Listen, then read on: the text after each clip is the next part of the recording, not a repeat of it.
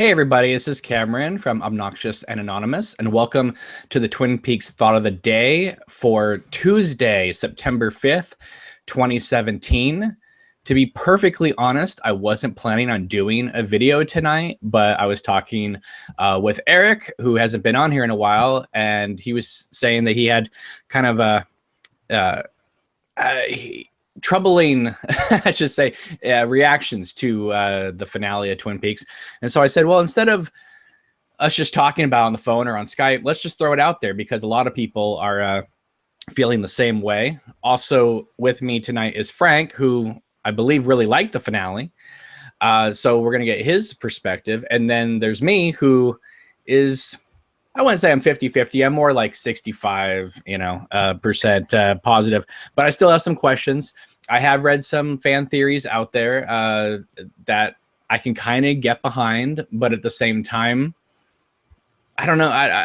I'm still a little troubled by what I've seen, and I'm trying to work through that myself. But we're gonna get into all that. This isn't gonna be like one of my big 2-3 hour extravaganzas, but for a good solid hour, we're going to try and get as many points out as we can. And then later in the week, I'll do another one of these videos and of course the watch alongs. So anyway, Eric, thank you so much for joining me. Yeah, no problem. How you been, man? It's great to see you. You haven't been on here in a while. And Frank, you were just on Sunday calling me a liar on live YouTube. Now, that was joking. Now, come on. I wasn't calling you a liar literally or anything like that. It was just it was a reaction of shock that you actually had Sabrina on the show, and it was just like came out like that, liar. But I was smiling when I said it. So don't keep bringing that up like you do when I. What's really funny? What's really funny is people are watching the initial reaction to the finale that Hal and I did. Yeah. But nobody's really watching the countdown to the finale that we all did. That only has like a few hundred views because I guess a lot of people think, well, that's just the countdown to the finale. Let's find out what they thought about the video or the show. Little do they know that if they watch the countdown to the finale, man, we had like 20 people on there. Sabrina Sutherland came on, and it was just a great time, a great party. And Eric, I'm sad that you missed it. We all missed you as well. Yeah, I'm sorry. All right, so let's get into this. Who would like to start first? Let's start positively. Frank. Right. Okay. Okay. Your reaction to part 18. Okay, yeah. Take 17 out of it. Part 18, what was your initial reaction? My initial reactions to it were,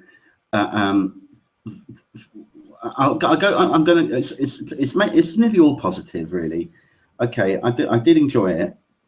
There was a couple of things that mystified me in it, which I'm sure you both felt in a way. Confused by some of it, but I'm just kind of relating it to the original ending of season 2. Now we had to wait 25 years for a new series, but at the time, if you just look back at 25 years ago, that mindset, and think, wow, what the hell just happened in that? That cliffhanger. I mean, that was just left like unresolved. It deepened the mystery. It was a shocking ending. Much like this was, I thought, with Cheryl Lee screaming, and then that the lights going out, and that and the screaming, resonating, and then it fades to black. Right.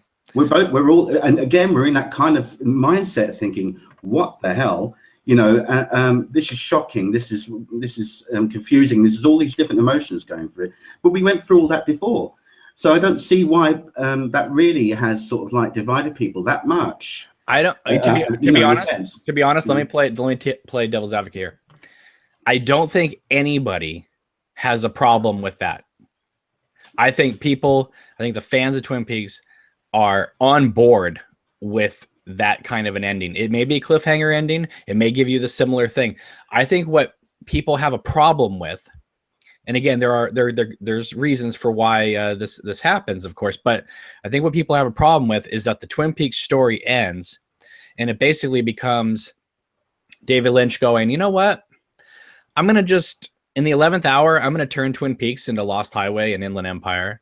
I'm going to just focus on Kyle MacLachlan and Laura Dern because why not? This might be one of the last things I make. And I love working with them. And, you know, and we haven't seen them on screen together since Blue Velvet. So let me just dedicate the last 45 minutes of Twin Peaks to them. I get it. The problem is that what you're talking about, the ending of season 2 was following the logic of the season, even set up with Hawk, even in the episode, was it 16, where they say, so Bob was here, we had him trapped, where's Bob now? And then they immediately cut, you know, show Cooper sitting there drinking his coffee. They kind of like tilted their hand on that one, or showed their hand on that one, I should say. So it ended in a way that was as surreal as it was logical. This is like it was ending. It was going to an ending. We could feel it, and then it's kind of like, I love David Lynch to pieces, but I can see how people would say, well, it's just him just falling on old tropes, right? Like, okay, let's just flip everybody and have them be different people and this type and everything. However, I do like people's theories that part 17, for the most part, is the ending of the series, and part 18 is the backdoor pilot for what's going to be whatever comes next. I think that's what it is. Showtime, as I've said before, is playing this very close to the vest with a lot of the crew members and actors, even to the point of bit actors, where someone has one line, you have to, you know, in order to get them, you know, as an interview, as you were saying to me earlier, you have to go through all these proper channels to get them on the show. All these other programs on TV, you don't really have to do that. So if they're under that much lock and key, then Showtime's not done with this property yet. And I don't think we're going to get another 18-hour epic, but I think we could get maybe a 6-episode or maybe a couple standalone Showtime produced movies. They gained a lot of subscribers from the series. They don't want to lose them all immediately. So that being said, Eric, hit us. Now listen, before we start, let me just say this. You are a huge Lost fan. Huge. Yes. And you stand by the finale of Lost when a lot of people didn't. That's true. Now you're on the flip opposite. Now you didn't like the finale as much as you maybe were hoping to with Twin Peaks, and a lot of people did. So you got kind of a taste of the lost medicine here. Yes. So tell us what you thought of part 18. Or actually, at the end of part 17, were you pretty optimistic that this was going like pretty awesome? Did you like part 17? I did for the most part. I do have some criticisms there, but I sort of left part 17 actually pretty jazzed because I was thinking, look at everything that just happened. Again, it was either you or someone else online that sort of made kind of a comment like, geez, you know, we've defeated Mr. C, we've battled Bob, we did all these other things, and that was like within the first like 20 minutes of part 17. So there was a lot of crazy, wacky stuff. And honestly, there was a part of me feeling, and this sort of gets into the criticism territory of part 17, where all this stuff sort of happens, you know, rat-tat-tat, so fast and so quick, you don't really even have a chance to really digest anything. After you know, parts of, you know, watching Dougie meander from room to room, eating chocolate cake as slow as humanly possible, to then have, you know, the 20-minute stretch of the beginning of part 17 be like Mr. C showing up at the station, Lucy shooting him, and then Dale's jumping out of cars, running into the building. Like, it was just a little bit of a head snap for me. But all of that I say, just to react to say that as part 17 ends with the way that it went, just like, wow, holy cow, think of everything that just happened. What on earth is going to happen in part 18? Like, what does he have in store for us? And then to get to part 18, featuring, I said to my wife at one point during the interminable driving in the car scene, saying like, wow, It sure makes you miss Del Mibbler shuffling from one end of the bank to the other, doesn't it? It's so funny because we had talked about that on the countdown, the finale show. We said, what do we? People asked us what we don't want to see, and both Hal and I said we don't want to see that guy walking across the bank because it creates such tension, and it's a great scene, but you don't want that kind of scene happen 20 minutes before the end of the show. Yeah. Right. And what did Lynch do? He repeated it by giving us those driving scenes. And I thought at first I was like, this is really building some tension. Like, what is this going to build to? And I mean, I really like the final scene. Okay. Let me just pause there for a second. Aren't you shocked that final scene, they shot that in front of an entire neighborhood full of people? I did think that was interesting because those were, I mean, I would confess I was one of the people who glanced at some of those pictures. And again, you can't really make much of them. I don't feel like anything was really spoiled for me by having seen it. But listen, I showed the behind the scenes video of that scene like 2 years ago. And I was telling people, I got to find that. I got to find that video because I'm explicitly telling people like, this is not a spoiler, folks, because we have Kyle MacLachlan and Cheryl Lee, right? And a location that we know is going to be in the show. So we don't know the context of it, but we know that obviously Kyle and Cheryl Lee are going to be in this in the show together. Why wouldn't they be? Yeah. And people were saying, oh no, it's a spoiler just because, you know, they're outside the house and that type of thing. I was like, I get it. But honestly, for me, I didn't feel like it was that much of a spoiler because we didn't see anything. Right. Yeah. I mean, we see them go up the porch. We, you know, people have said that, oh, Cheryl Lee screamed and all this kind of thing. But I now watch that scene. I go, listen, I love them, but behind, you know, David Lynch and Frost and all them, but what were they thinking shooting the final climatic, huge heart-stopping scene in front of 500 people in Everett, Washington? Yeah. Anyway, I think it's hilarious. It worked though, didn't it? No, but think about the audience there. I mean, they were like, now they look back going, oh my God, we were there for the final scene. Yeah. What may be the final scene of Twin Peaks ever they got to be witness to. Nah. Well, anyway, go on.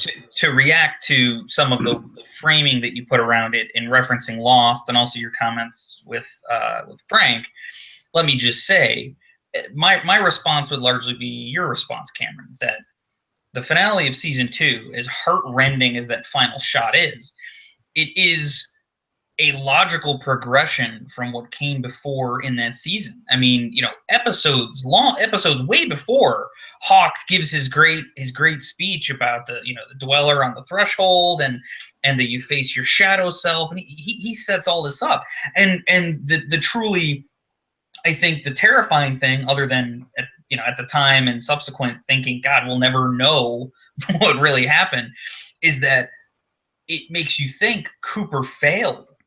You know, Hawk sets up this concept of what you have to do and what would happen if you don't, and you think, wow, Cooper lost. Like that's terrible in of itself.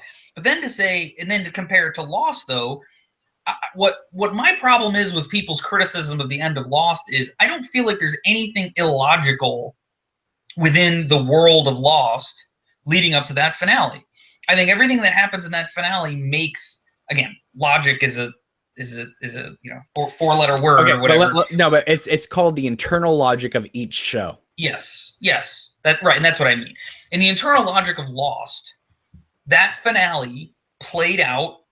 Again, I don't want to say it didn't surprise me because it did. I was surprised by some things, but what I mean to say is I was not surprised by what happened, and I was not dissatisfied with what I got. It was an emotional journey for me. I took it as that, and I think the people who are upset with that finale are people who just didn't like what the answer was.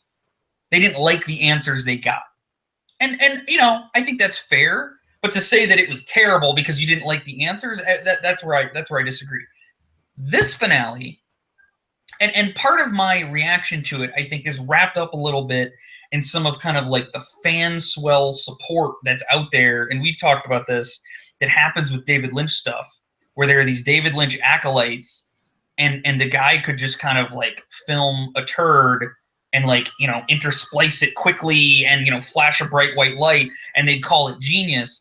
Like that, I think some of my reaction is like, I feel this sort of disconnection, and it's like, I feel like I've no one to turn to. That's why I thank God for you, Cameron. Like, I feel like I can have this discussion with you and you don't like jump down my throat about it. But it's like, I just feel like it bothered me because it didn't feel like a logical progression from what happened before.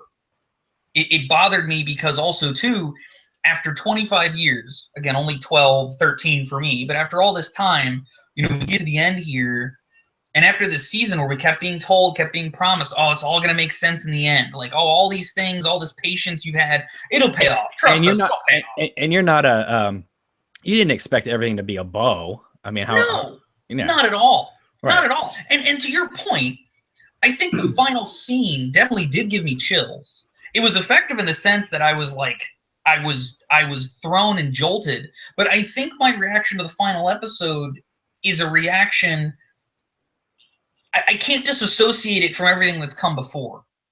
It's a reaction to this is the, again, I know you're saying there's potentially going to be more, and hopefully, maybe, we'll see, but the idea that this could be the end of Twin Peaks, and after 25 years when they didn't get to end it in a, again, satisfying is a complex word, but in a satisfying way, here they have an opportunity to really come up with what they want the ending to be. And for me, it's like, that's what you choose. What about Mark Frost? That's the other thing. That is the other thing. I know, but what about Mark Frost saying at UCLA, like 5 years ago, that Twin Peaks is and will always be a continuing story? So therefore, you know, I mean, like I said, I think there's ways they could have done the same ending, the same progression to that ending, but may have executed in a way where the fans would have been more on board with it. If they had done that ending and we had gotten some kind of cogent, again, cogent is a complex word, but some kind of answer to what is the glass box, some further exploration of where the hell Audrey is, what happened to Audrey. I can tick down my list of items. If we got even anything like, there came a point where I think after part 16 and episode 7, like every random plot that they had throughout the entire thing just got dropped. And I'm sorry. I understand that Lynch is an artist, and I understand that this, you know, again, you can't think of this like you think of traditional TV. I'm on board with that. I like that. That's great. Challenge me. But to me, you can defy conventions to a point. But at the end of the day, whether it's art or not, it's a story. And when you're telling a story, a storytelling is conveying of information. And you can't just arbitrarily not give information and have it be genius. Oh, it's genius that he didn't tell us what happened to Audrey. It's genius that a monster ate 2 people. Well, okay, let's just pause there for a second. The reason why you're able to say this is because if J.J. Abrams had done this, he would have been shit on all over the internet. Well, and that, you know, that's actually a great point, and I hadn't thought about it in those terms. You know, here's the thing. Let me put something in your mind here. To me, Gersten, Hayward, right, and Steven, yeah, are the James and Evelyn of this season. What the hell was that? And I think that's my problem, Cameron, is because there are people who shit all over. I'm sorry, I don't want to get in trouble. They have a bad reaction to the quote unquote doldrums of season 2. A season which I always defend. I've always liked season 2. Right. There are low points to be sure. James and Evelyn being one of my low points. But Lynch wasn't involved. It's terrible. It's no good. And he just doesn't really get saved until the end. Well, I'm sorry. Gersten and Steven, I want those people to explain to me, what's the point? What narrative value do Gersten and Steven add to the story of Twin Peaks? And the only difference is, Cameron, David Lynch did and wrote one of them.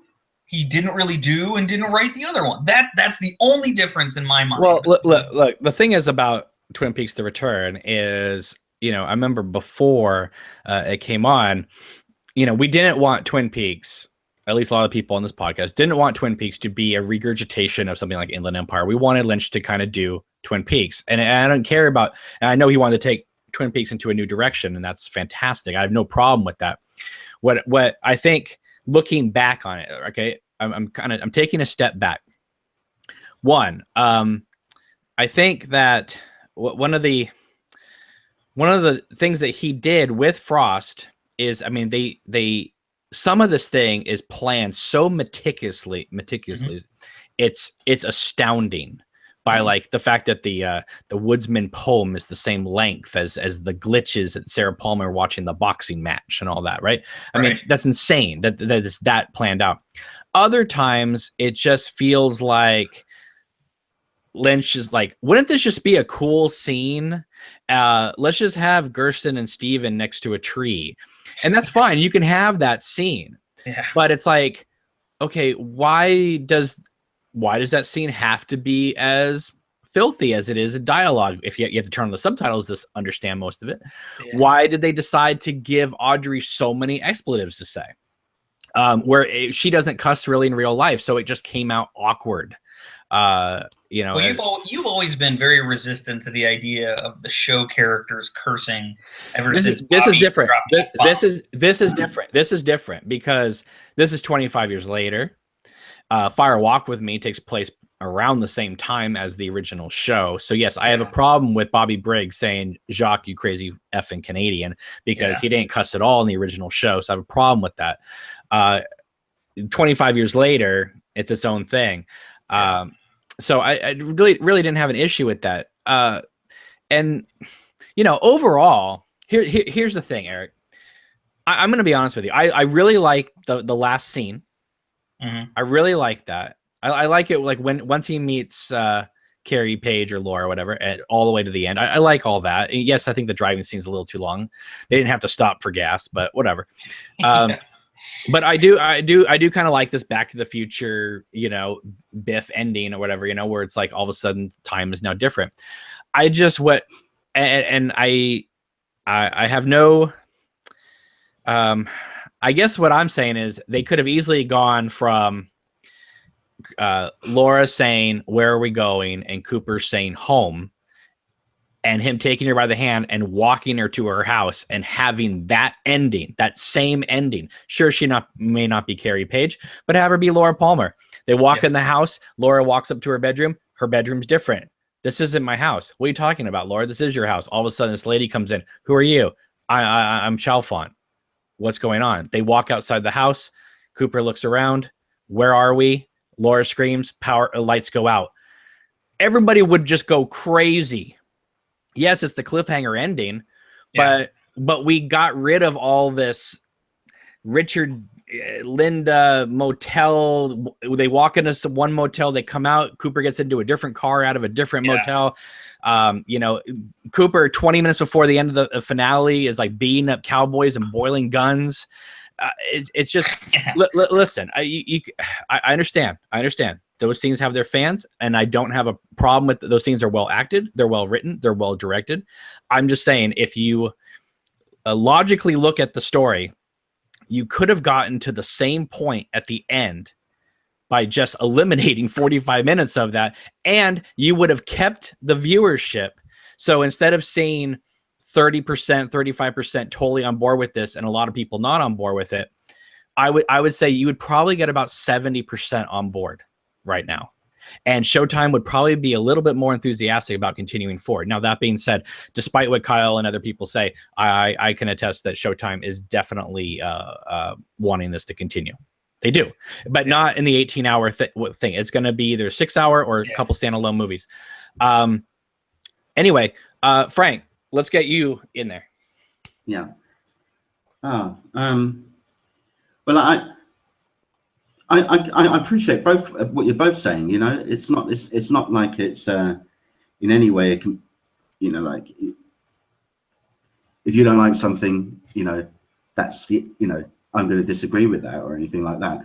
I will bring up something today which I wasn't going to do, Cameron, but just briefly, because it does highlight a good point here, I think.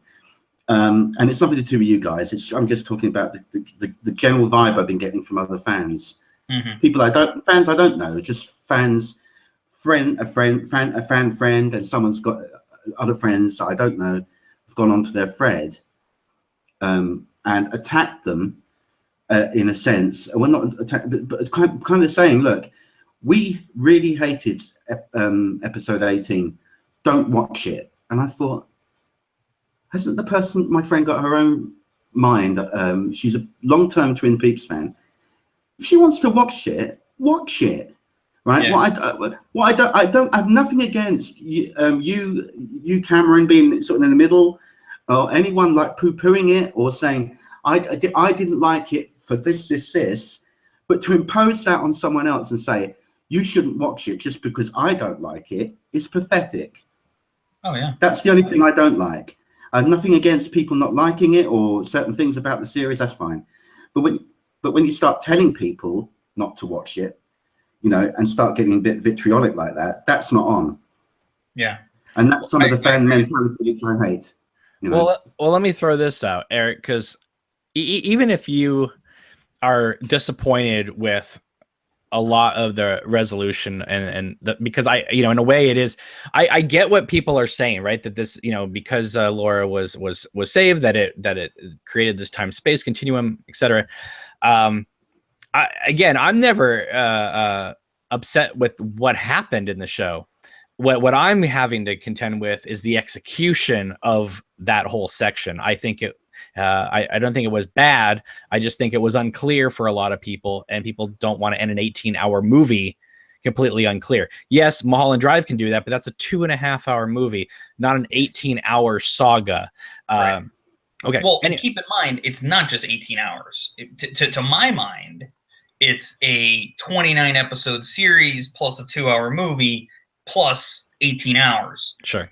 I'm sorry. I feel because it's like, to me, like it's the culmination of everything that came before. And honestly, though, Cameron, the thing that I think that is bothering me about this a little bit, and again, this plays a little bit into the fan space. And I know I have to take the work as its own, but I'm trying to help you understand my thought process around everything.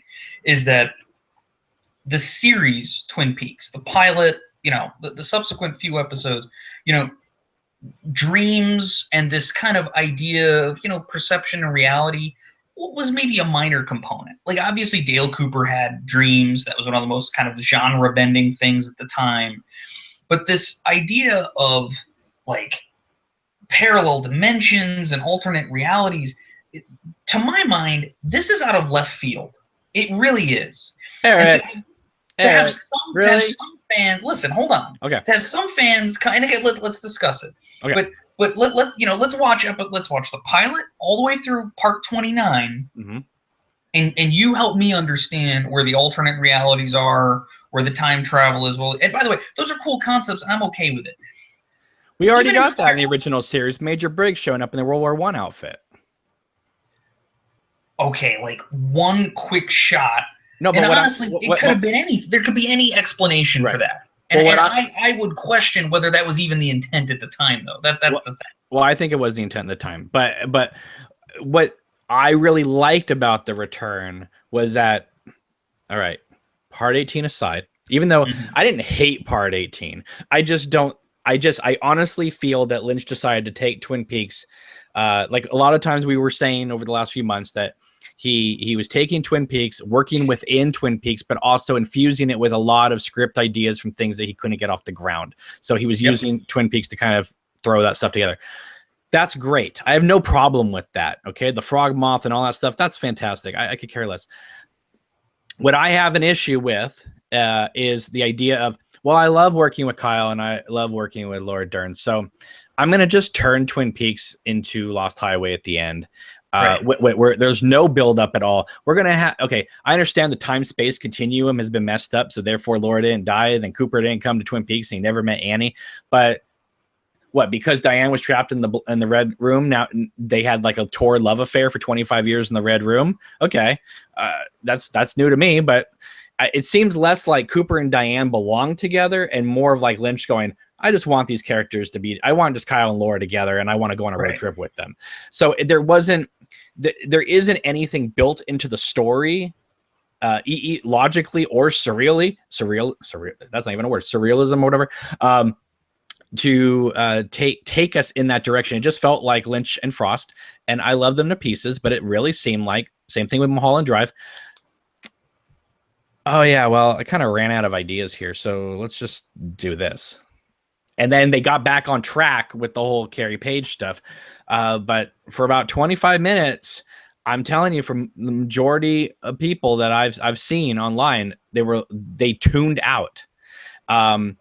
It's funny because I got a message today from Debbie who said, I felt 18 just leaves me so cold, and I hate the fact that Carrie Page is, even though Laura was saved, is still like dealing from abuse and stuff like that.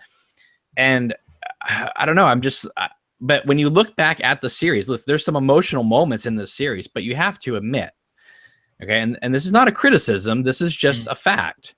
The series as a whole kept the viewer at a distance.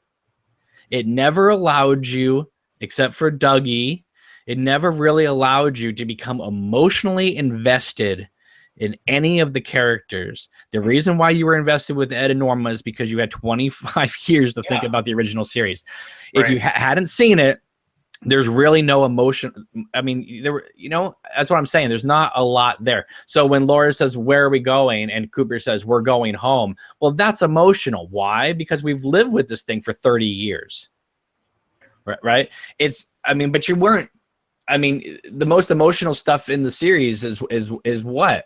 I mean, him saying goodbye to Janie E, a mother whose son gets hit and she's comforted by Harry Dean Stanton, which has ultimately really nothing to do with the story overall.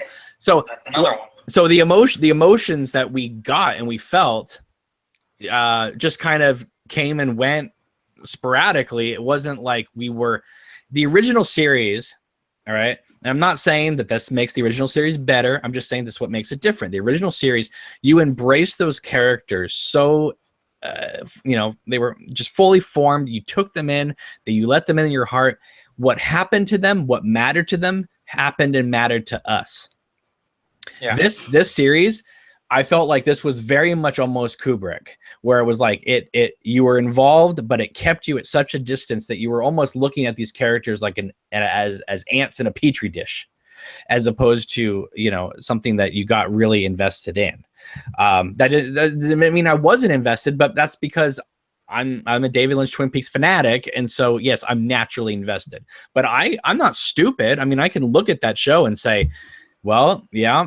Okay, we really didn't get to know anybody. I mean, I still find it hilarious that Renee in the second episode is telling, Shelley, well, everybody loves Steven. What are you talking about? Like, there's no evidence at all in this entire series that anybody likes Steven.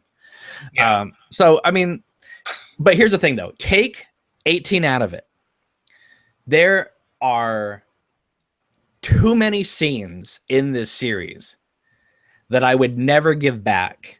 So that I wish this thing never existed. There are so many Albert and Cole scenes that are perfect, just perfect. That whole scene on the tarmac, the whole interrogation of the doppelganger in the prison, Laura Dern coming in and being interrogated. But so there's so many great moments in this series, which I guess that's another really emotional moment. All the stuff with Laura Dern before they decided to write her character as a one-note joke for about 8 episodes in a row. Yeah. But there's too much good in this series for me to be like, oh, I wish they hadn't made it, given the ending or the last hour we got. So I'm totally on board for, I would say, about 90% of this. That being said, I understand where people are coming from. Like, and it's funny how people are saying, this was perfect. This was a perfect ending. Lynch and Frost don't have to do anymore. It's great. And I understand that too. But these same people were saying that at the end of season 2. And they're the same people who were screaming at Facebook pages that even suggested, hey, shouldn't they bring it back? No, it was perfect. And now, now it's back. And now they're saying, oh, it's perfect. Leave it alone. Well, was it perfect before? And now you're saying it's perfect now? Just Come on. If they want to do more, let them do more. The answer is they're Lynch sycophants, and that's kind of been my whole point all along. Is no matter what he does, they never will assess it critically. And by the way, that if you do like it, that's great. That's fine, and let's talk about that. But I am speaking to a very specific segment, and you know who I'm talking about. There's just a group that exists that no matter what he does, they won't judge it. I mean, frankly, Cameron, this is why I think I like you as much as I do. You are a self-admitted, you like a lot about Lynch, but you pick on Inland. I feel like there's not a conversation we have where at some point you don't kind of throw a little quip about Inland Empire. And I always think that's kind of funny. You always make a point of picking on Inland Empire. And I think you do that, and you have the right to do that because you are a Lynch fan. It's kind of like the people who really like certain musicians, but then they'll get on them about certain albums. You know, it's kind of like, oh man, that one Rolling Stones album was really good. God, what were they thinking on that other? That was stupid. You know, it's like I feel like what is it? You hurt the ones you love or whatever. I don't know what's the right term for this, but that's what I'm saying. Is I think that what you're pointing out in the fandom, it exists because these people, no matter what he does, no matter what happens, they're always going to say, "Oh, it was brilliant. It was just so magical. It was wonderful." I had an ex-girlfriend. I stress X. And we went to go see Rob Zombie's Halloween. Ugh. And in the theater. So it wasn't even the director's cut. It wasn't the work print. It was the theatrical cut. Yeah. And I said, well, I saw the work print. I liked it. And I liked aspects of it more than obviously what was in the theatrical cut. Hey, 1 second, Cameron. Hey, Frank, got a light? Yeah. I'm sorry. Sorry. All right. Sorry. All right. Well, you're gonna. Yeah. All right. That looks like the medicine from Reanimator, actually. Got a light. He lit up earlier, and I meant to say it, and I didn't want to pass it. All right. Well, I got my microphone, so I'm going to say, this is the water, and this is the well. Drink full and descend. All right. We're okay. Anyway, but she watched the theatrical cut of Halloween, and I said, what'd you think about that? She's like, it was a masterpiece. I said, what do you mean it's a masterpiece? She's like, well, I love Rob Zombie. I'm a fan. And I said, well, what about this? What about that? No, it was great. So you don't have any criticisms? She said, no. If you're a fan, then you back everything up 100%. And I totally disagree. Yeah. You know? Yeah. So, yeah. I will defend. I've said many, many times I'm a Twin Peaks apologist.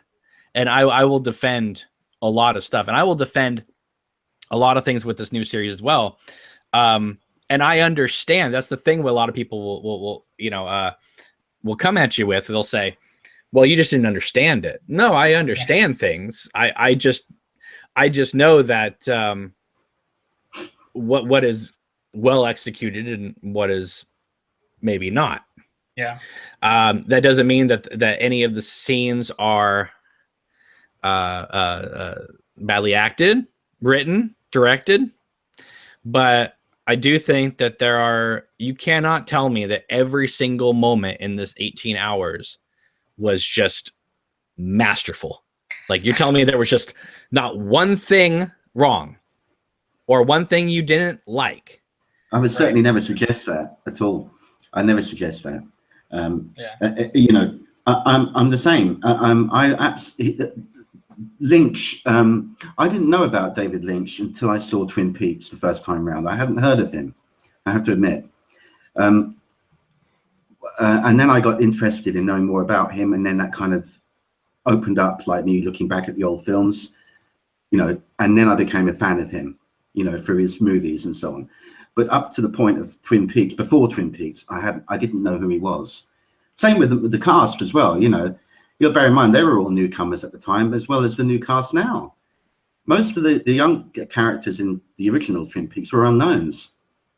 They just started out. So the same kind of thing has happened again. Some people don't warm to them. Some people do, I'm sure it was the same when it first came out. But after a long period of time, then we probably do warm to them. I think his kind of stuff takes a distance of time to appreciate more. I think the same thing will happen with Inland Empire down the line somewhere. I don't think anybody appreciates that movie.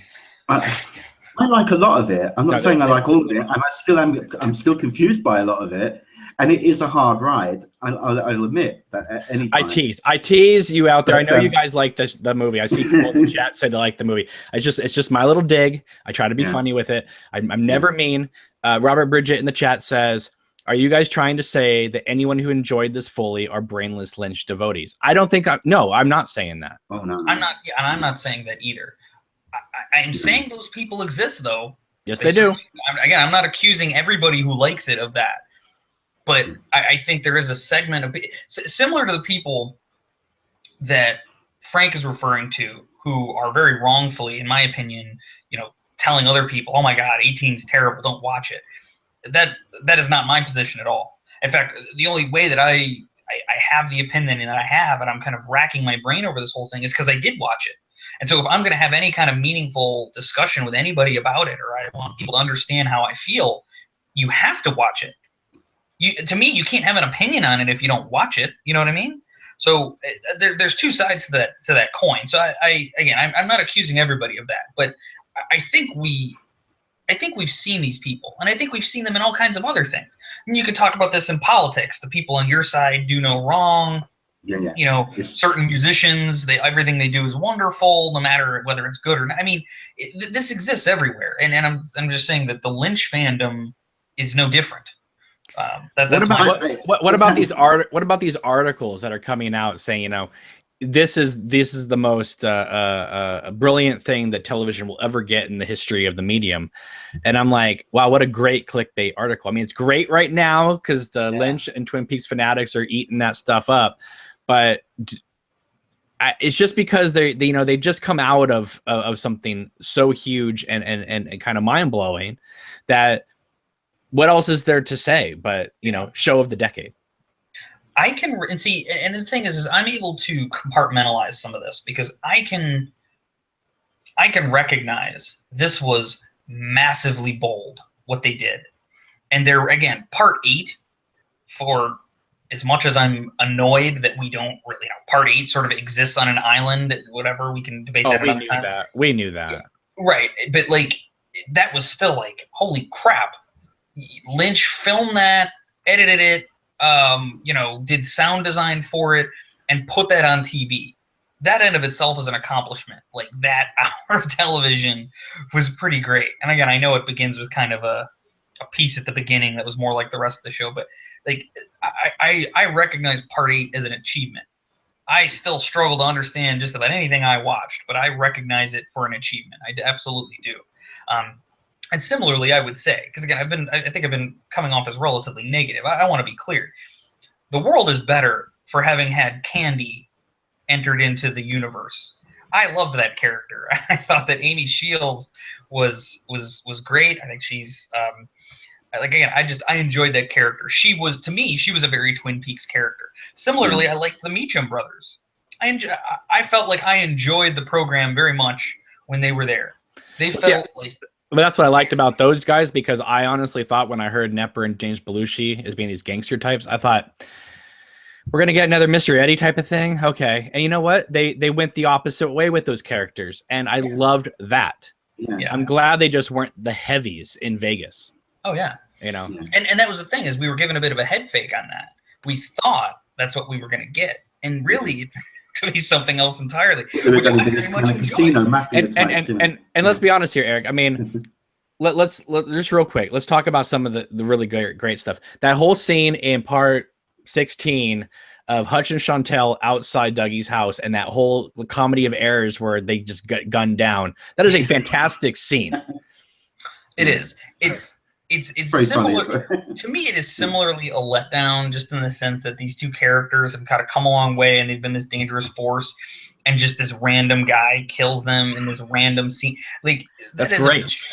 Well, it's the universe taking out the trash. It is, but what I didn't realize was that was a portent of things to come. And I know we're trying to be positive, but are you telling me you don't like Freddy in his green glove punching Bob around the room? Cameron, I wonder sometimes if you're psychic, because honestly, that is exactly where I was going with that. I figured. From the original Twin Peaks, through season 2, through the movie, and even this season has found a way to keep the kind of the menace of Killer Bob alive. to have the defeat, and again, whether it's the ultimate defeat, I guess is an open question, but the defeat of Bob to be carried out by this effectively nameless character who comes out of nowhere wearing a magical green glove that makes him punch really hard, be the thing that defeats Killer Bob, to me, I find baffling. And so while I did enjoy Part 17 in a lot of ways, that part of it was really where I started to kind of, like, things started to go wrong for me personally. Like, just talk about, and I understand there's an element of you need to subvert expectations. You can't always give people exactly what they want. You need to try and be dynamic as a storyteller. I get it. But, like, it's sort of, I'm trying to think of just like a good example. Let me put on my writer's hat for a second, right? Which is gonna upset everybody in the chat, because they'll be like, "That's not the Lynch way." Okay, I understand, right? But let me just put on my writer's hat and try to present a scene for you that maybe you could get on board with. Sure. Okay. Lucy shoots the doppelganger. On board. That was great. I liked it. The woodsmen come in and they're doing the rub thing, right, with him. Okay. I like that description. Yes. Well, that's basically what they're doing. They give him the rub down. No happy ending though. Anyway, so Kyle and everyone runs in and they see what's going on, right? Mm-hmm.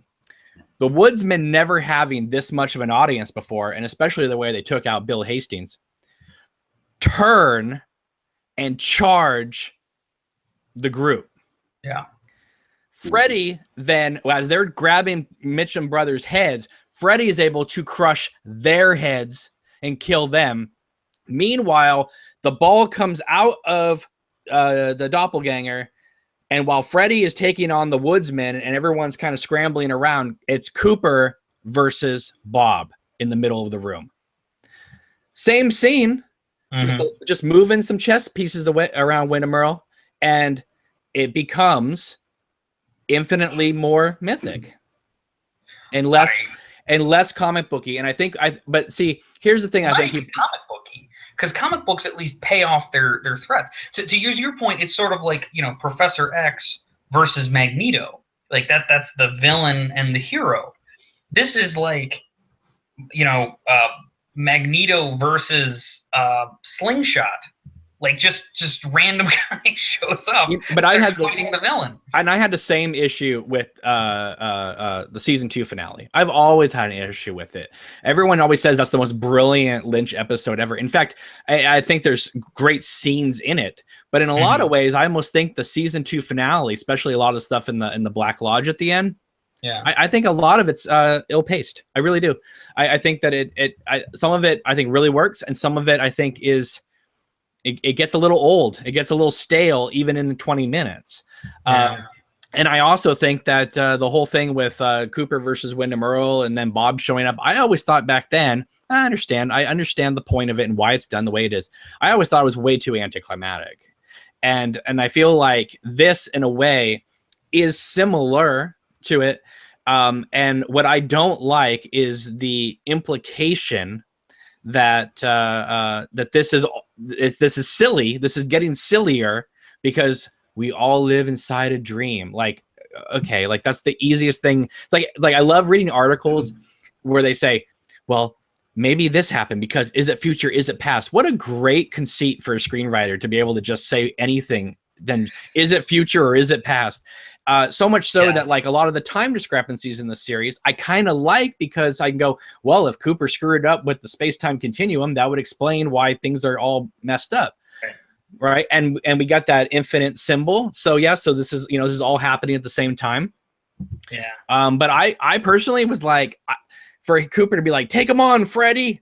I would love to have seen the firemen say, I have other people waiting for you. So that Cooper, so I knew that because it came out of nowhere. I'm like, how did Cooper know Freddy? Were they hanging out in the White Lodge together? These are little things that I would have loved to have seen, as opposed to Steven applying for a job. I don't know. And by the way, there's another piece to this. So going back to the end of season 2 of Twin Peaks, Gordon Cole's sudden revelation about this history we never knew about was another thing that really kind of pissed me off. This like, oh, by the way, there was this whole thing that me and Major Briggs and Cooper figured out back when we were seeing pretty clearly all the progression of what Cooper and Major Briggs and everybody were doing.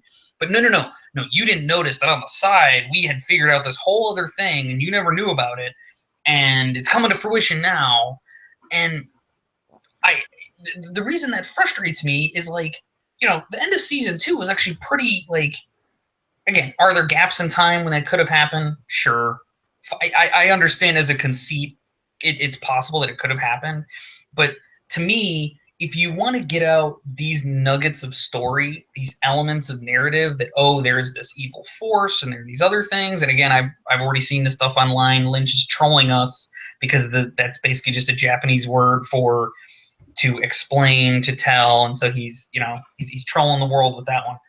But perhaps, I don't know, in the preceding 16 hours, we could have explored this concept rather than, again, sticking our forks in outlets and hanging out by trees with. But what are we doing? What are we doing right now, Eric? We're talking about it, which is, I think, what they wanted to do, because whether I didn't really much care for most of 18, at least right now. I mean, I didn't hate it, but I was just like, I was kind of indifferent to it. It does keep the conversation going after the show is over. People are still discussing it, which, you know, is I think the point. But the conversation is completely different, Cameron, because the conversation after like the end of season 2 was like, what happened to Cooper?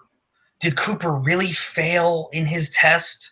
Or did he really succeed because Annie was like, it was more of like a narrative. Here, what I'm discussing with you is like, why the hell I'm pissed off. It's not, to me, the meaning, like, I'm almost sort of indifferent to whatever, because I've read some of the same things you have, and that, you know, really that, you know, it's probably that negative force snatched Laura out of the time continuum, so Cooper has to, like, you know, travel through dimensions to find her. Like, okay, fine, I guess. Wow, that's great. To me, like, my disappointment, my, call it rage maybe, has sort of, like, I don't even care. Like, all right, fine, great, that's what they were doing. Like, that's kind of where I am. And to be honest, like, I'm disappointed by that. Because I agree. I want to be talking about it in a more productive way.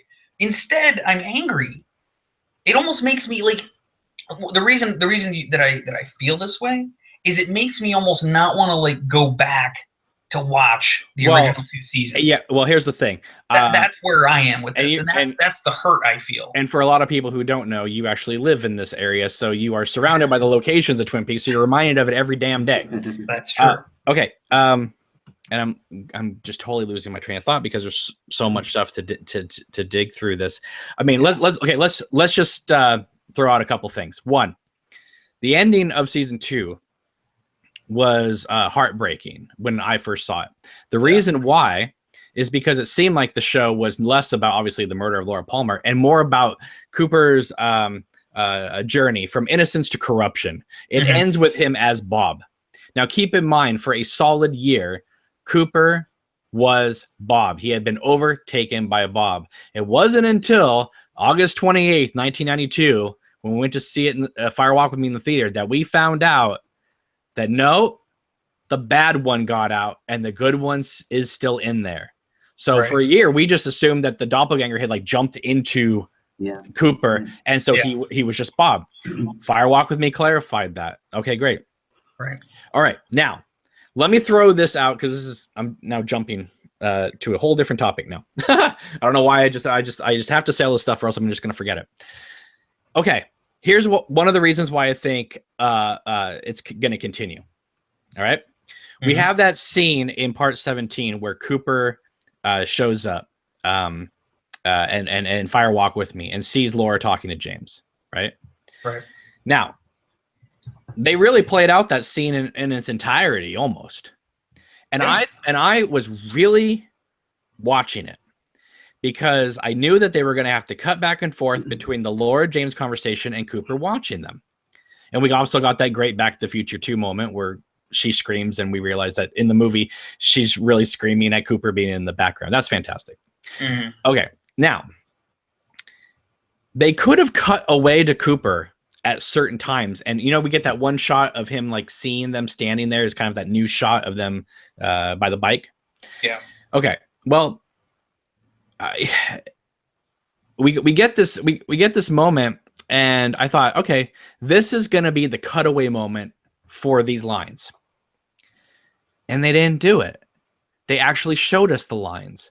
They mentioned, even Donna doesn't know me. Yeah. First time in this 18 hours, Donna Hayward is mentioned. We see her picture in the house, the Palmer house, kind of disguised in the background. But I know that Lara Flynn Boyle, Cheryl Lee picture. Right. So they left in the line about even Donna doesn't know me. I thought for sure they would have cut to Cooper during that line. Second, Bobby killed a guy. What are you talking about, Laura? Bobby didn't kill anybody. Yeah. They didn't put that on Cooper either. They left this right there. Why? Because season 4, baby, it's going to happen. Bobby is going to, something's going to happen where they're going to have to take Bobby down, because he can't just go around as a deputy having killed somebody. They brought that up in like the penultimate episode. They didn't have to. They could have had it on Cooper's. They could have just had Laura just flipping James off and Cooper seeing that. And then, but they didn't do that. They explicitly showed us key lines about something that we wouldn't have known about unless we'd seen Fire Walk with Me. And 2, bringing up Donna Hayward again, who's been missing the whole time. Right. So I think there's little things like that. There's a lot of other things that I think that, despite what anyone tells you, I'm thinking if I was be a betting person, and I'm probably going to be wrong, but let me just be a betting person. I think right now, 90%, I think 2 weeks before Mark Frost's book drops on October 31st, we're going to get the announcement that they're coming back with 2 standalones next year, late fall next year. I really do. I really do. But Showtime cannot get rid of the subscribers. Yes, Frank. Sorry, can I just backtrack to that scene you're talking about? How beautifully that was shot and cut together. Yes. More so in black and white. I think probably because that helped, like, obviously the color changes of the palette, but it was a clever, very clever idea. Well, and the it black matched and very well. Well, the black and white, and let's talk about the realities of the production here. Black and white with, I don't know how old she is, but Cheryl Lee wearing that wig around my age, I think. Okay. Well, how old's that? Yeah. Can I ask? 48. Okay. So Cheryl Lee, 47, 48 years old, if that's what she is, wearing a wig, sitting on a log, talking to Cooper. The camera's at a distance. They did amazing. No, they did a great job. But the black and white, trust me, as a filmmaker, black and white really helps with that stuff. It makes it timeless. Okay, that's not a criticism. I'm just saying they did it in a way where it was picture perfect. And when she says, "Where are we going?" and he says, "We're going home," I swear to God, I was like, this was something, Eric. I remember after even the first 2 episodes aired, you messaged me and you said, "Oh my God, I think you're going to be right, Laura." Because I said, even before, I said, Laura is alive at the end of this series. By the way, I said to my wife, similarly after part 17, I said to my wife, you know what? And again, I was so overcome with anger afterward, I kind of forgot about it. But I was like, I need to confront Cameron, because you know what? I don't believe that jerk is just making all these right predictions. I feel like somewhere in a drawer somewhere, you've got some email or some information that people told you. Because Cameron, you have been right about too many things in this series to you're just that good of a guesser. Like, you've got to have known something. Like, because the fact that he literally time travels back and prevents Laura's death, and now again, she not living in the sense that we thought it was going to be, but you were right about too much, man. Like, you have to have known something, and maybe you can't say because it would reveal where you got it from, but I got to tell you, I just don't believe you're that good of a guesser. I really don't. It's been in the black market for 25 years. I will be totally honest with you. No, I don't have any. I didn't have any spoilers. People are in the chat are yelling at me saying, "Oh, I had spoilers." I had no spoilers.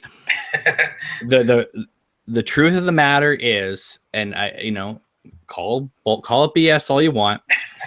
I really do feel like I may not understand everything in the man's head, but I do feel like I understand him as an artist. I've been following him for way too long, And when I was a young kid, 13, 14 years old, I internalized him in a way that a lot of people do with like their favorite bands or their favorite actors. Something about his work at that time, the Blue Velvet, Wild at Heart, Twin Peaks years, right? Yeah. Went shooting into me in a way that I just understood. So when it came time to this new series, I said, well, this is how I picture it happening. Now, I couldn't have predicted Dougie. I mean, all of that stuff, you know, or Philip Jeffries as a box or a tea kettle, or, you know, whatever. You know, I mean, right. I wasn't right about anything, but I did know that Laura Palmer was not going to be dead at the end of this series. I just knew it. He likes that character way too much, and he kills Cheryl Lee off in the pilot, brings her back as Madeline, kills Madeline off, brings Madeline and Laura back for the finale, brings Laura back in Fire Walk With Me, kills her off. So he likes to bring her back and then do away with her. And the thing that scares me is if we get to season 4 and realizes the space-time continuum is all screwed up, Cooper's going to be the one that has to kill Laura. And then, so maybe you don't want season 4 from that, but no, listen, I mean, David Lynch constantly does stuff that surprises me and makes me go, wow, that's incredible. That's bizarre. Or what are you thinking? But at the same time though, broad strokes, I feel like I understand him to the point where I knew I was driving you crazy because you're like, how the hell are you predicting all this stuff? It's true. So anyway, all right. I can do nothing but attempt to believe you. But I do think that in a way, you know, a lot of people were saying, because I kept saying, I think it's going to be a happy ending. I think they're going to reverse time. Laura's going to come back, but I also knew they'd have to do it in a way where they'd have to reverse time in a way so Bob never entered Leland, because otherwise, if Laura doesn't die that night, well, she's still been raped and molested by Bob, you know, so. That was kind of what I thought, is that even if he saves her that night, and that's kind of what I thought they were getting at in the final scene originally, where I guess that was Sarah Palmer, like, who goes crazy on the picture. But I was also a little bit caught up, like I wasn't sure where that was in time. Was that quote unquote present day, or was that back the night she was supposed to die? I think it had to be present time because it wasn't black and white. What time about? So remember at the very end of part 17, yeah, there's kind of the long shot of the Palmer house, and you hear like moaning and groaning and screaming. No, I originally thought that was Leland. No, because what it is that whatever is possessing Sarah, right, has now been what's the word? I can't even pronounce it. Thwarted or something. Yeah, is that it? They're thwarted. Their plans are just been messed up, right? And so she's pissed. She's stabbing the picture, and of course, there's no marks on the picture. She keeps stabbing it. Right? It reminded me a lot, and I said this on my initial reaction, and then Joel Bacco started tweeting about it today, and I said, "Hey, I talked about that earlier," and he's like, great minds think alike." It's so it's so similar to the end of Wild at Heart, where Laura Dern throws the water on her mom's picture, and then the picture like disappears. It's the idea that it's almost fairy tale like, where the wicked queen just, plans, she was gonna die, and it makes me wonder, did this Judy mother or whatever it is take over Sarah from the finale of season 2, this I'm in the Black Lodge with Dale Cooper scene in the diner, or is Lynch been suggesting that because Sarah was looking the other way during the whole Leland molestation thing, that she is just as culpable, that maybe that has been eating her, in the inside, to the point where she's just, she's the other side. Maybe the mother was there protecting Bob so Bob could do what he wanted to Laura. So in a way, it makes both parents guilty. However, that's not the Sarah we saw in the original series. So right. I'd like to think that is just kind of like guilt over 25 years. I mean, she's just been in there smoking cigarettes. But during that moaning scene that you're talking about, before she came in and started stabbing the picture, I'm probably totally wrong, but it looked like to me, because the lighting changes were happening, I was looking at the cigarette ashtrays, because I was thinking that the cigarettes were disappearing, like as if Sarah hadn't suffered because Laura was coming home. But then she came into the room and started stabbing everything, and I went, "Holy crap!" So, and those screams of hers were really disturbing. Yeah, and a lot of those came from really and a lot of that came from the international pilot. A lot of those sound effects. So they kind of remixed them, especially the end when Cheryl Lee hears her saying Laura. That's from the international pilot ending when she's up there and she sees Bob hiding behind the bed in that extended ending. Oh yeah. So, but I don't even know where we're going with it. But I think that, like I said, there's too much in this series for me to just say because I liked the very end. I didn't like I said I don't like it. I was not really impressed with the 30 minutes leading up to the ending. But there's too much in this series for me to just completely dismiss it. I can't do that.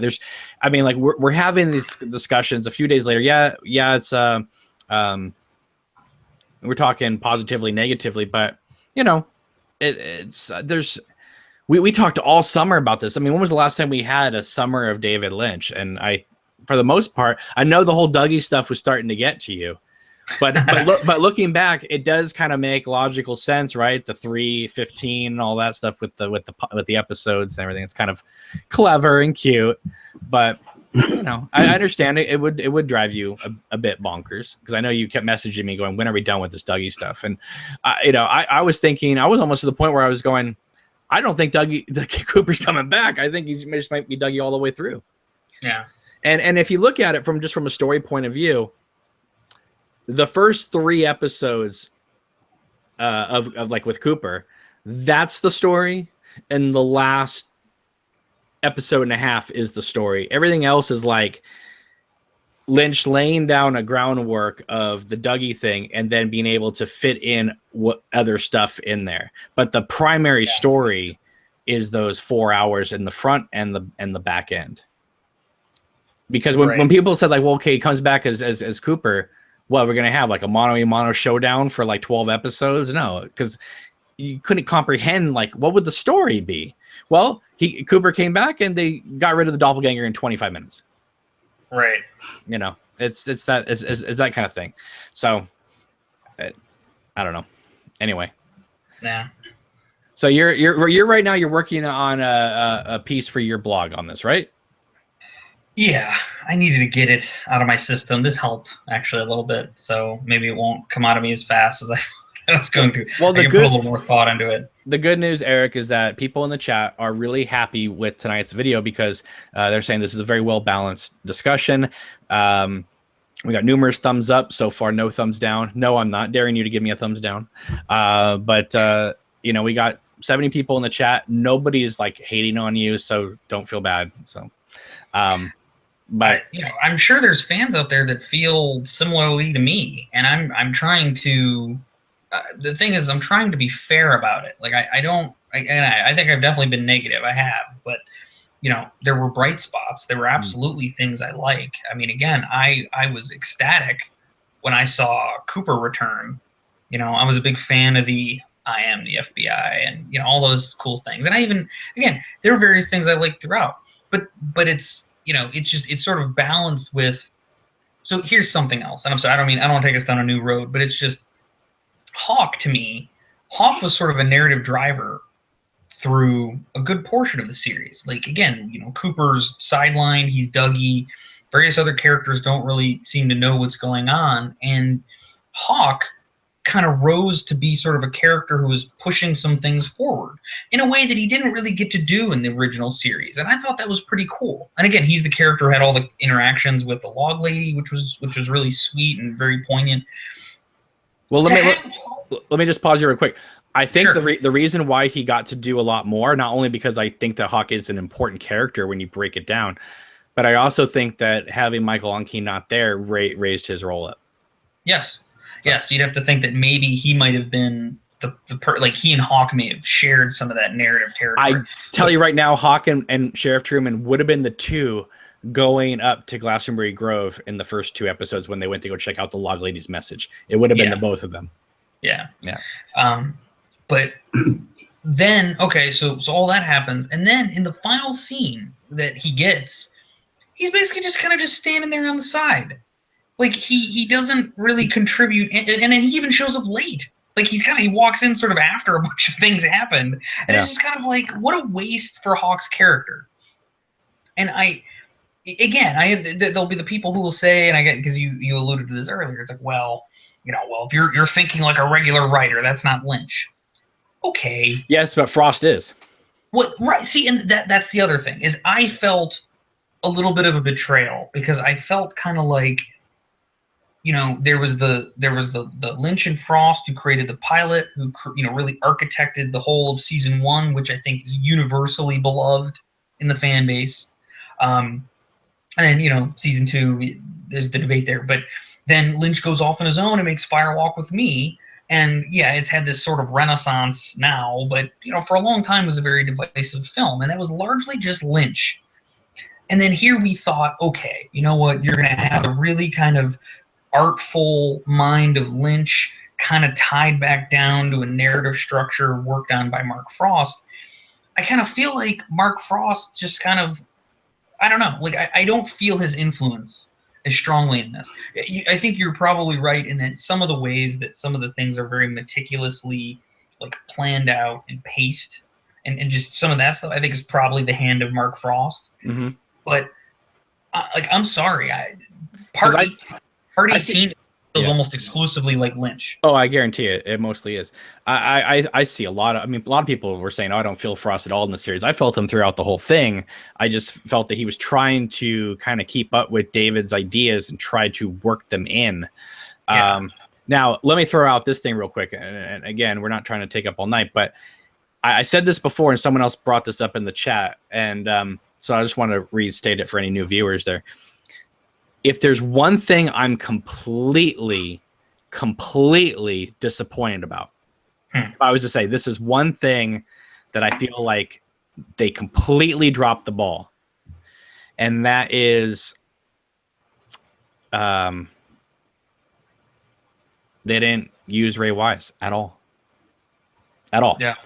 And so, people, because remember, Ray Wise was one of the biggest supporters of this new thing coming back, wanting to bring back Twin Peaks.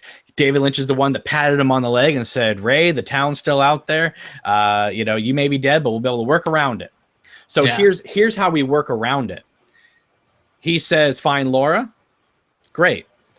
How come when Dougie is doing his thing, why does it all fall on Al Strobel's one-armed man? Don't die, don't die. Wouldn't it be great if also Leland Palmer was trying to help guide Dougie in some of those scenes? Maybe it doesn't have to be a big thing, but wouldn't it be cool to see that he was trying to help Cooper in a way from the lodge? Because he didn't seem like he was the crazy doppelganger Leland we meet in the season 2 finale. The one's like, I did not kill anybody. This was the guy who's just like, find Laura. Right? I would have loved to have seen that utilize Ray Wise. He's an excellent actor, and and it seemed like both times they showed him, it was the same words from a different camera angle, and that was it. And God bless Lynch and Frost, but that was a huge error in judgment. Yeah, the best use of Ray Wise this year was actually from Fargo, not from Twin Peaks, which is a sobering thought. So, Frank, bring us home here, man. Bring us home. We're having all these crazy discussions. Tell us, what you think about all this madness.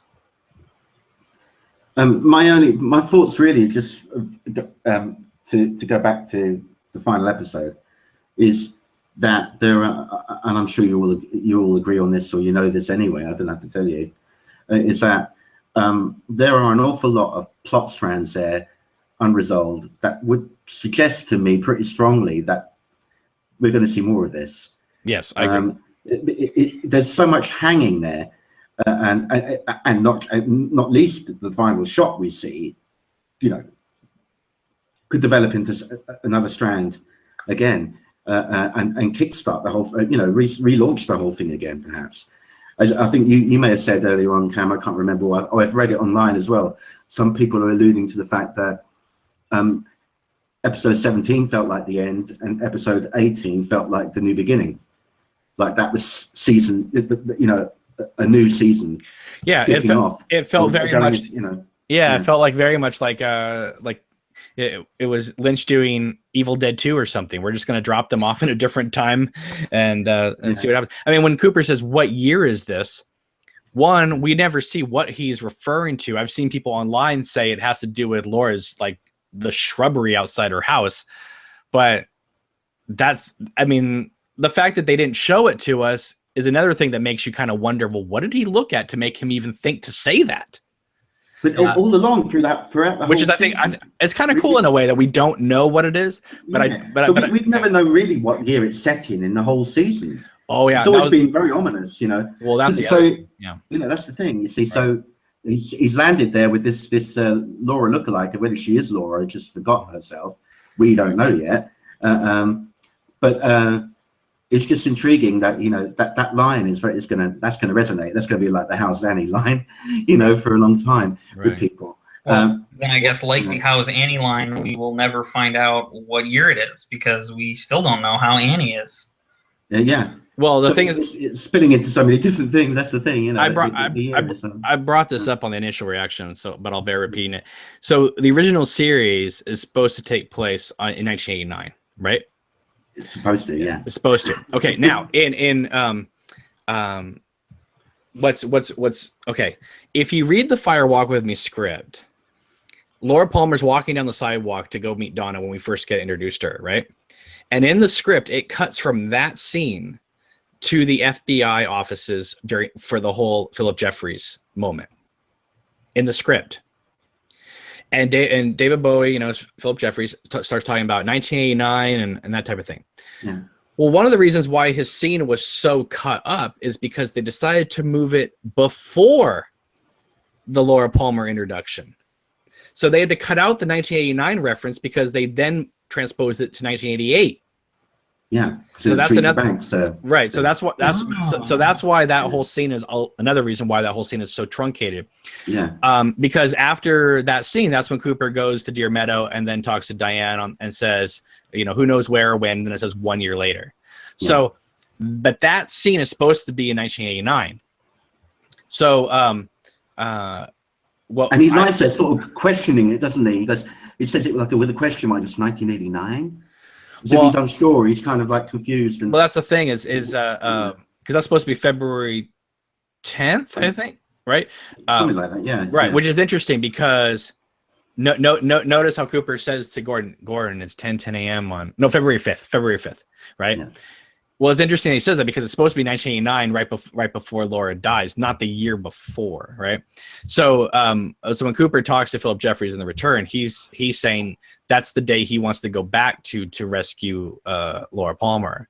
But I brought it up on the initial reaction because I was like going, well, this is really bizarre because I thought they were making a reference to the Fire Walk with Me script. Again, is it future? Is it past? Is it in the screenplay or what? Because, you know, if you didn't see the missing pieces before that, the only way to know that the Philip Jeffries stuff was in Buenos Aires, Argentina, was to read the screenplay.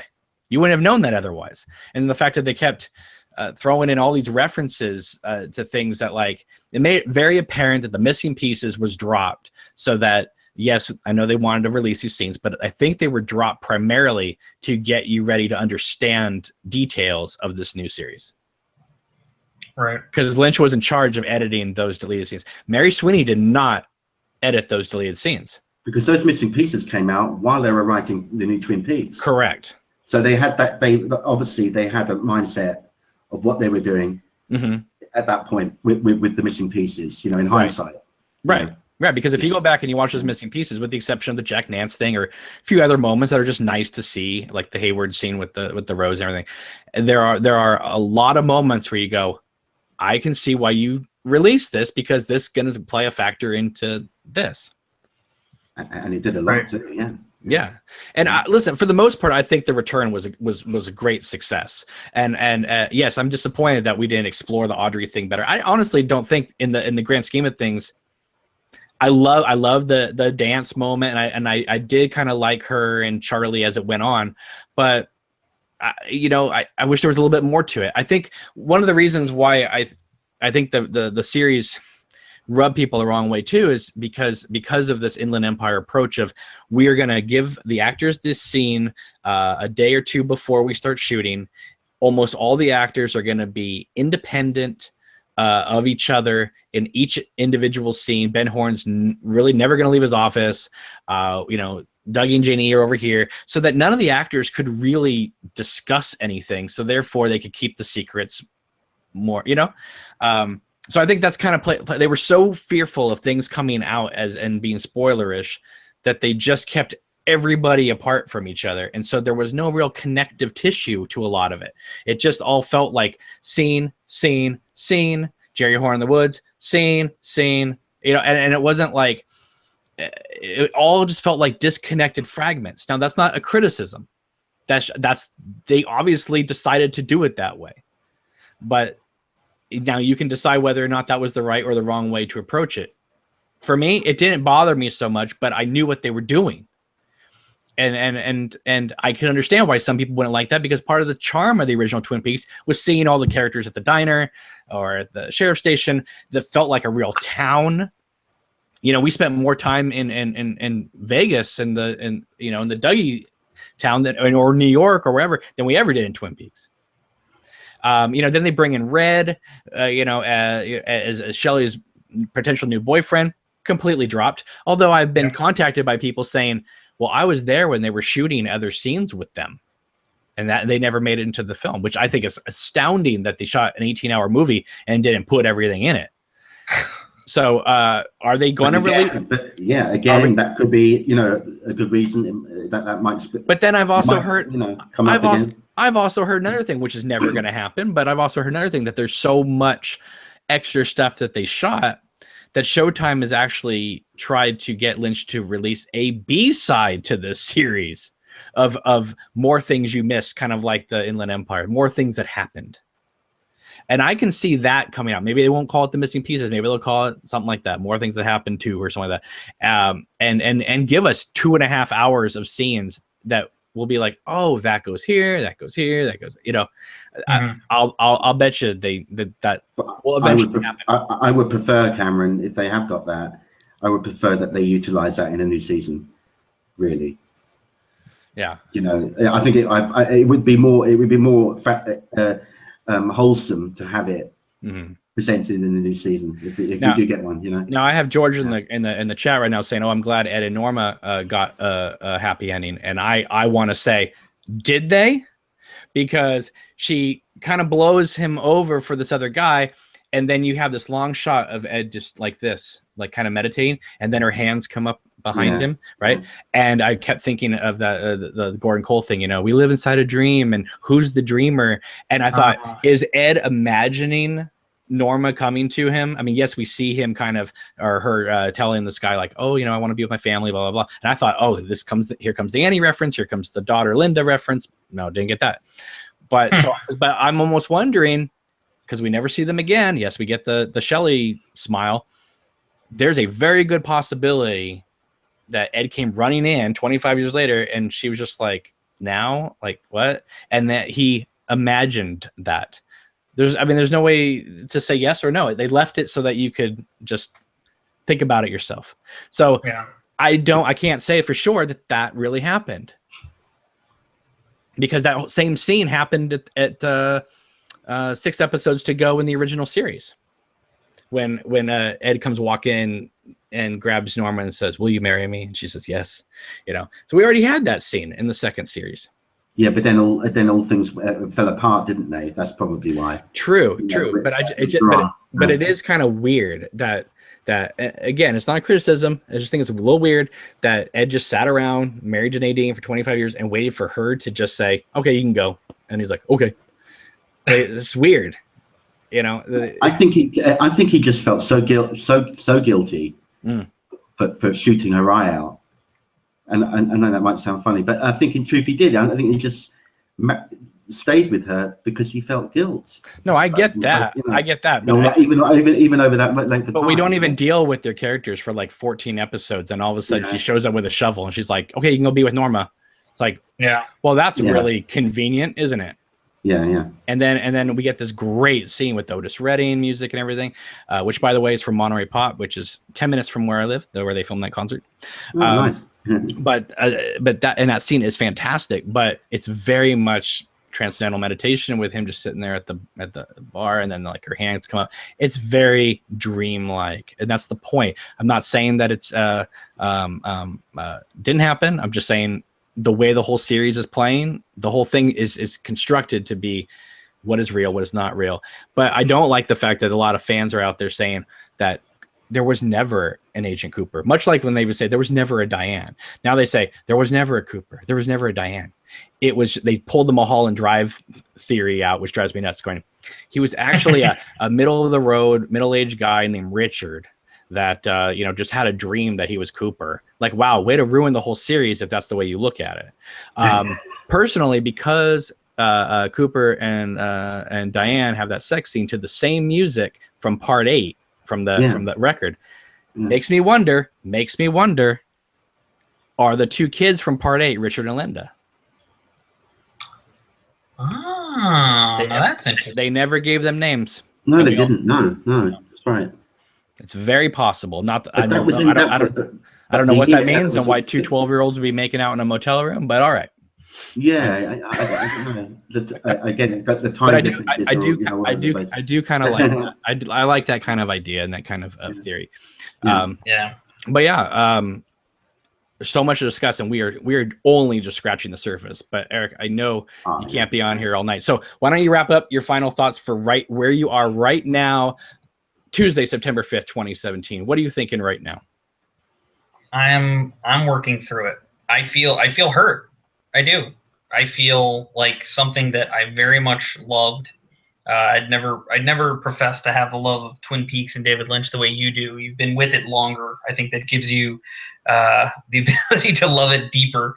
But I feel a little bit betrayed. I really do.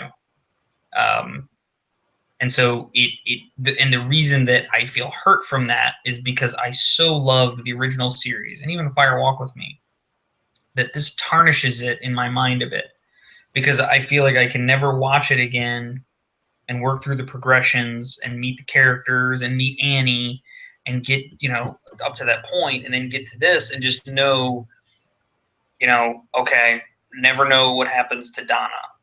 Never, Annie just disappears. This character that was set up to be the love of Cooper's life is just gone. And then kind of build to yet another crushing ending, which again, in of itself, isn't a thing that I think is bad. I still think that scene in isolation is effective. It's creepy. But just again, as a piece of the whole, it affects me, and it's. I definitely need to work through it for sure. I need a Twin Peaks support group. Well, I thought this therapy session might help you a wee bit, Eric. It has. Yeah. Like I said, I definitely feel like talking through it with you guys. It's helped me work through it a little bit. And Frank, it's great to talk to you. Just great to talk to you again. I know we've talked on here a handful of other times. That's always good to connect. But again, it was just good to connect with you, who seem to have a very positive opinion of things. I like to get your views, like to hear why you think what you think. Again, Cameron's always got a good nuanced perspective on things, I find.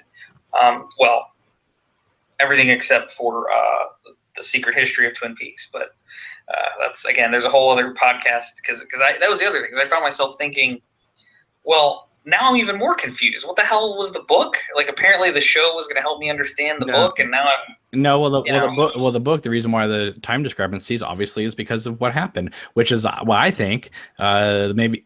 The book would have been, at least in my mind, better received by me if it came out now. Right. Even though I would still have issues with the book, at least I would have a grounding for it. Yeah. But yeah, we got the final book coming out. Yeah, which I've already pre-ordered. Which, if you guys haven't, it's only like $13 on Amazon. Grab it now. Got the last book coming out. Yeah. Okay, Frank, go ahead. Tell us where you are right now. I think, with even with the original series, it still requires rewatching.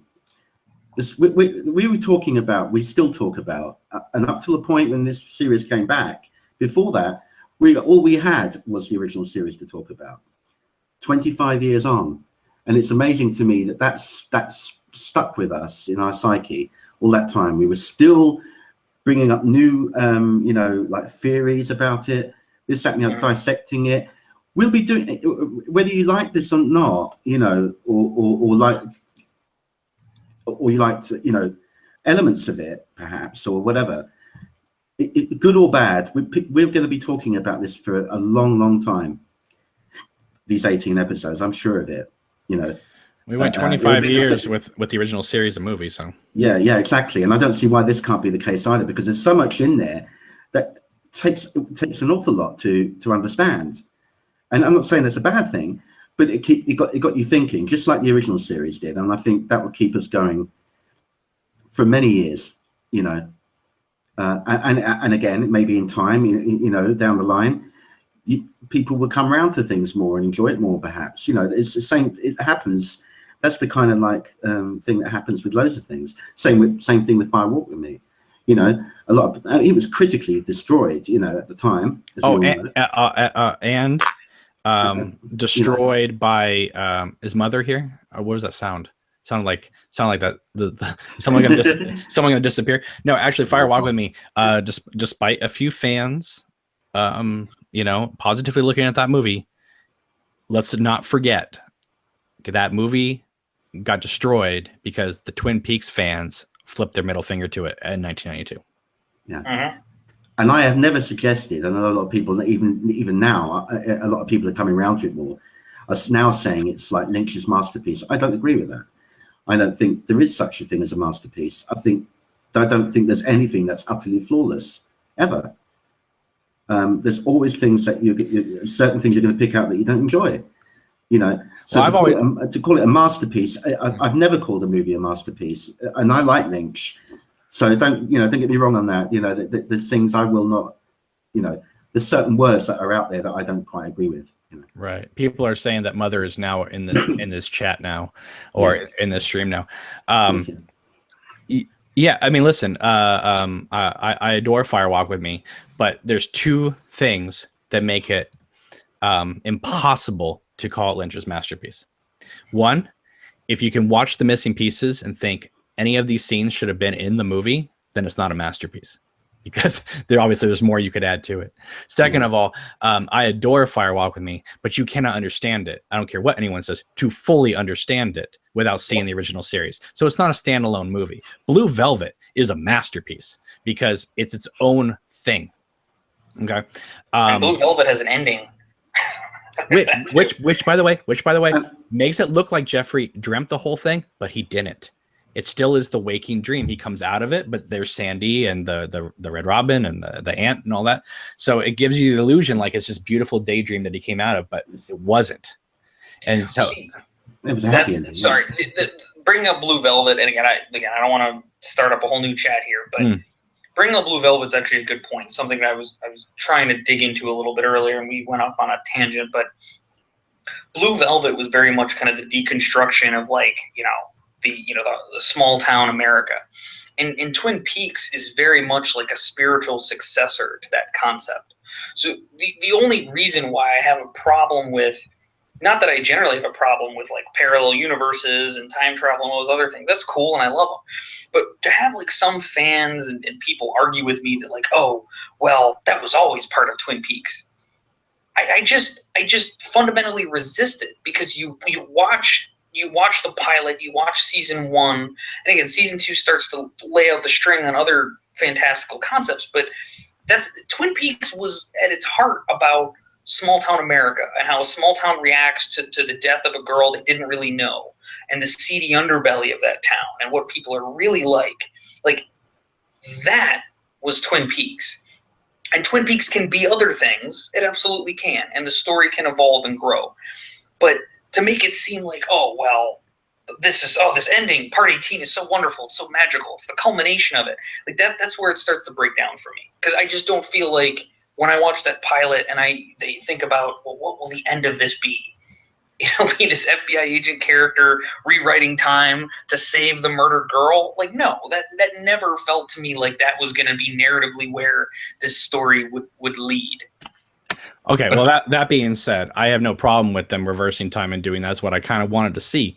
Right. What I'm saying is that last hour where all of a sudden becomes the Jeffrey Sandy Lynch show and just takes off. But now we're gonna do this and that, and we're gonna have Kyle. Does he have it in his contract to only have sex laying down with the woman on top? And and can Lynch go a whole movie without just focusing on Laura's breasts like he does? I mean, he's it's really funny how there's Laura Dern every movie. He's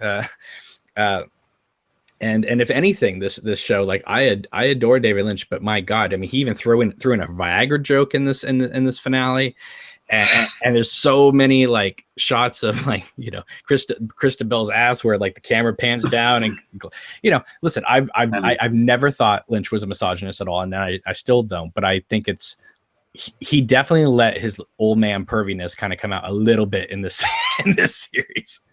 David Lynch, I think, has always been in love with the female form. Sure. And so I don't perceive that my perception of that. And again, a woman could feel differently. Listen, I don't perceive that as misogyny, but that's been consistent. And I understand.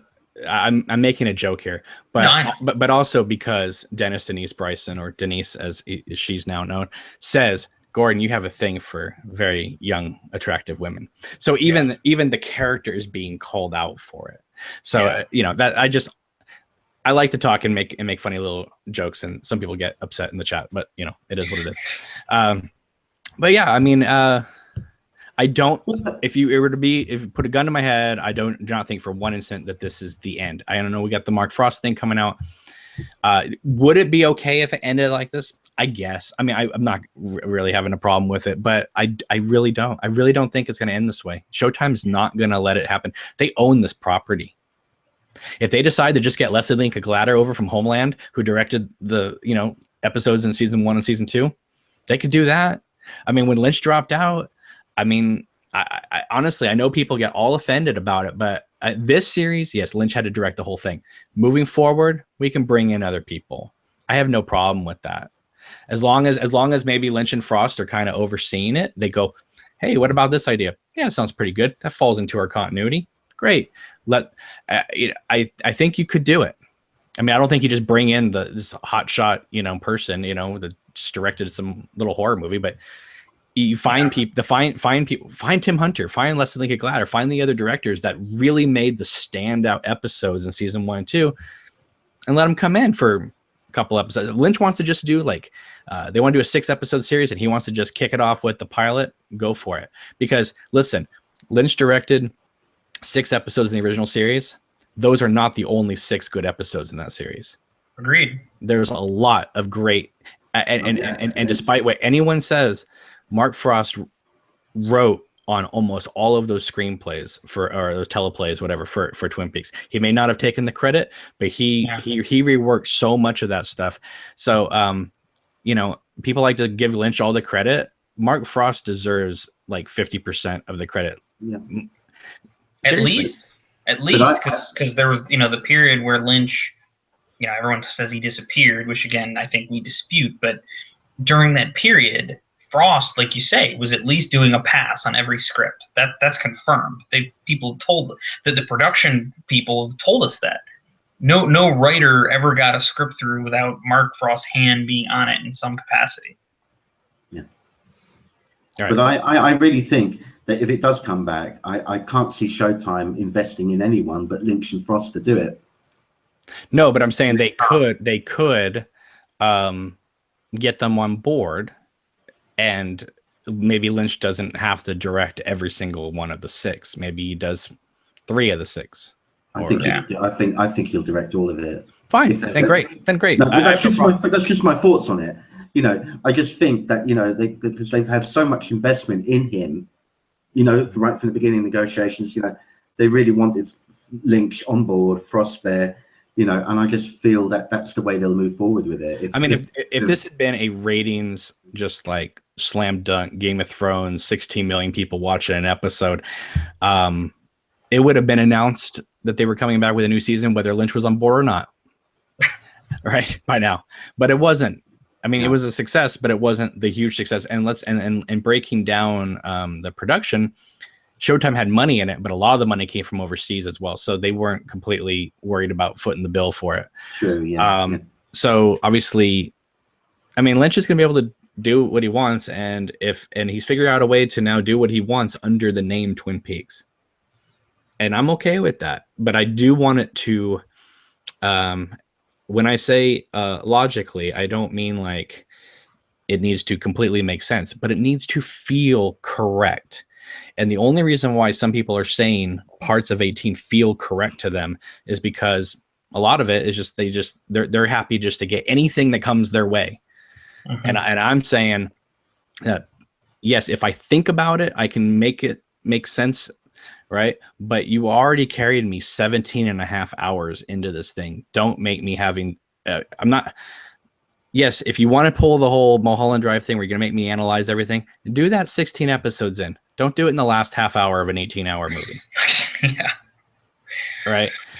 And again, that's not a complaint. That is a serious thing. If you want to bring your audience along and not make them listen, there's going to be people who are going to love and hate the ending no matter what. But if you don't want to see what I saw Sunday night happen, and I mean, I got on the chat and it was like Lynch had just done horrible things to their mother. I mean, they were horrible. They were horrified and just so angry. They wanted blood. And I thought, no one's going to watch one of these Twin Peaks podcasts again. I mean, that's how turned off people were. I hadn't seen, listen, I would love to say I hadn't seen that much hatred since Fire Walk with Me, but nobody saw Fire Walk with Me back in the day. So that movie was just greeted with a thud. Like no one was like, oh, I hated that movie. They were just like, I didn't even go see it. Oh, I rented it. Yeah, it sucked. I remember being in school and people said to me, I rented that Twin Peaks movie that you talk about, that Twin Peaks thing. Yeah, that movie sucked. Okay, sorry you hated it. It's about it. But anyway, listen, this is not the end of the discussion. This is like, as I've said before, the videos and the conversations are going to happen. But this is where we are 2 days after the finale premiere. So, yep. Thanks, guys, for joining me. I really appreciate it. Thanks for inviting me on. Thanks for letting me work through it. Appreciate it. Well, you said you were working on this piece, and I was like, you know what? Let's just discuss it and bring everybody, into the chat, and let's throw this out there. And because honestly, we're not going to get through this whole thing unless we're all together. Whether we liked it, didn't like it, we have to move as a community, as one. As otherwise, it's just like, I don't want it to be 1991 and you're having to sit alone in your house thinking about all this. It's better to do it as a group. Thank God for the internet. It is. The internet is a horrible, horrible thing in many ways, but in some ways it's fantastic. So. And bearing in mind, we've got 18 hours of this that we can go back to at any time we want. Pretty much when the DVD comes out, or if you've still got it saved on your apps or whatever. Yeah. But you can go back, you can look at it again, and you'll probably look at it with another fresh look again, another fresh insight, because it's hard to retain everything, every moment of it, and everything first time round, second time round even. It takes a lot of watches. I know a lot of people did a marathon run of it because Showtime showed the whole 16 leading up to the finale. I didn't watch any of that, but you can go back, and look at it, and as we, and maybe see things in a different light that might be more positive, possibly. Right. I just want to end this on a high note, or a positive note, because there's an awful lot there to rewatch. And again, we're all going to have different opinions again, probably. Of course. Yeah. No, there's so much to rewatch. Yeah. I gotta rewatch all those feet in the puddle outside the roadhouse. Yeah. So again, that's the old time loop thing. Yeah. Yeah. Exactly. Some people were saying to me, what if it turns out the foot going into the puddle is the doppelganger approaching the roadhouse? And I said, well, then I'd be on board. That would be brilliant. But that's not what we got. So anyway, guys, I know you guys are saying, don't stop the chat. Don't stop the discussion. We've gone 2 hours. I promised Eric 1 hour. We got to get out of here. But don't worry. We're going to be doing the watch alongs this week. We're doing the Thaw the Day videos later this week. We're gonna get through this. I don't care how long it takes. We're gonna keep the conversation going and talk about it. So thank you guys for watching. Thank you, Eric, Frank, for joining me. Really appreciate it. And remember, guys, it is always about the bunny.